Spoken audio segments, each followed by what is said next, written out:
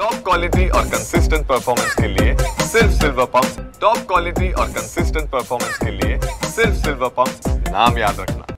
संतोष देशमुख यांच्या हत्येला आता उद्या 3 महिने उलट आहे। उद्या 9 तारीख आहे। या समोर माझी कथा वैभव देशमुख माझ्यासोबत ते काय सांगितलं, उद्या 3 महिने होतात पप्पाच्या हत्या करून, कसं सांगा? या गोष्टीचं खरंच दुःख आहे। आज आम्हाला प्रत्येक क्षणाला त्यांची आठवण येते, पण ते कुठेच दिसत नाहीये।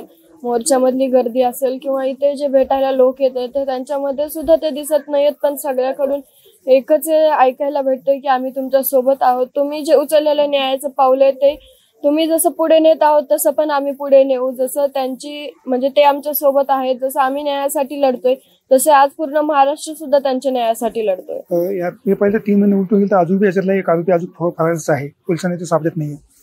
याच गोष्टीची खंत वाटते की जर आरोपीच लवकरात लवकर सापडत नसतील तर न्यायासाठी जे उचललेलं पाऊल आहे ते पुढे कसं जाणार?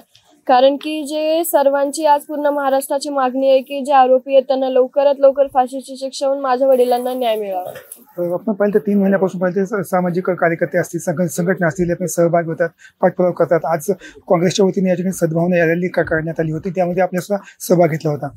नाही, यामध्ये भेद कुठेच नाहीये, कारण की जी आज झालेली माणुसकीची हत्या आहे त्याच्यामुळे जो माझ्या वडिलांचा खून झालाय त्याच्यासाठी म्हणजे सर्वांची एक माणुसकीच्या नात्याने सर्व या लढ्यामध्ये सामील आहेत।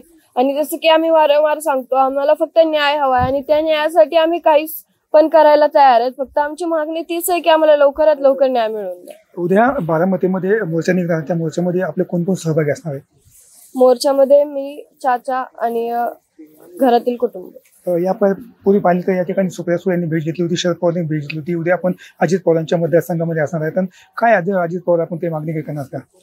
झालेल्या घटनेपासून आणि आजपर्यंत आणि जोपर्यंत आम्हाला न्याय मिळत नाहीये तोपर्यंत आम्हाला जरी कुणी काही जरी मागितलं तरी आमची पहिली मागणी ही न्यायासाठीच आहे। आमच्या समोर जे कोणी असेल त्यांना फक्त आम्ही न्याय मागतोय आणि तो आम्हाला लवकरात लवकर द्यावा एवढीच विनंती।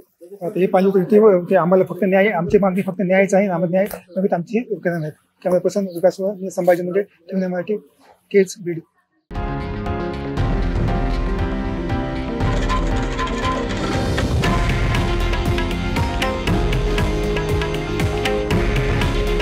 हे आहे देशातील नंबर 1 न्यूज नेटवर्क आणि आपण पाहत आहात TV9 मराठी।